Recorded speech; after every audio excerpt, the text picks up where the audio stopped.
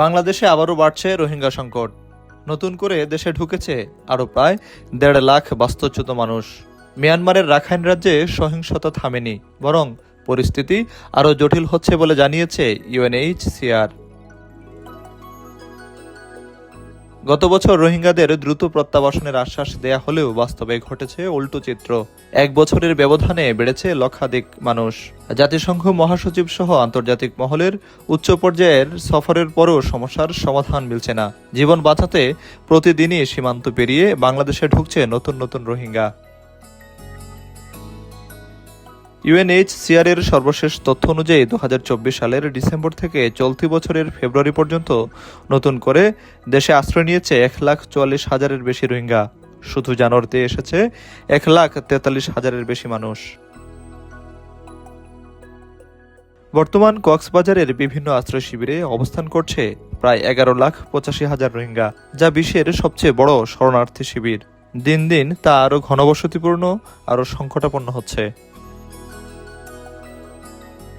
জাতিসংঘ বলছে রাখাইন রাজ্যে লক্ষ্যভিত্তিক সহিংসতা ও নিপীড়ন বেড়েছে। বিশেষজ্ঞরা বলছেন রাখাইন রাজ্যে সংঘাত অব্যাহত থাকলে রোহিঙ্গা সংকট আরও দীর্ঘমেয়াদী আকারে রূপ নেবে। বাংলাদেশের ওপর চাপ বাড়বে, অর্থনীতি, পরিবেশ ও নিরাপত্তা সব দিক থেকেই। এরই মধ্যে ১০ লাখের বেশি রোহিঙ্গার বায়োমেট্রিক নিবন্ধন সম্পন্ন হয়েছে। তবে নতুন করে আসা মানুষদের নিবন্ধন এখন চলছে। উদ্বেগজনক তথ্য হলো রোহিঙ্গাদের মধ্যে প্রায় ৭৮% নারী ও শিশু, আর ১২% রয়েছেন বিশেষ ঝুঁকিতে, প্রতিবন্ধী, অসুস্থ, একক অভিভাবক ও সঙ্গীহীন শিশু।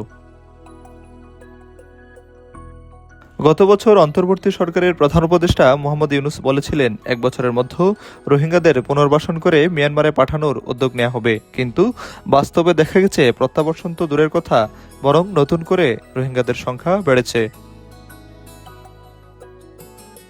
এ পরিস্থিতিতে আন্তর্জাতিক চাপ বাড়াতে বাংলাদেশে সফর করেন অ্যান্তনিও গুতেরেস সহ বিভিন্ন সংস্থার উচ্চ পর্যায়ের প্রতিনিধিরা। তারা রোহিঙ্গাদের নিরাপদ ও স্বেচ্ছামূলক প্রত্যাবাসনের উপর গুরুত্ব দিলেও মিয়ানমারের ভেতরে পরিস্থিতি উন্নতি না হয় কার্যকর কোনো অগ্রগতি হয়নি।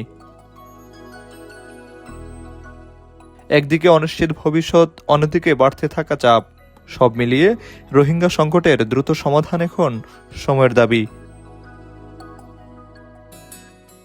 Desk report, B news 24।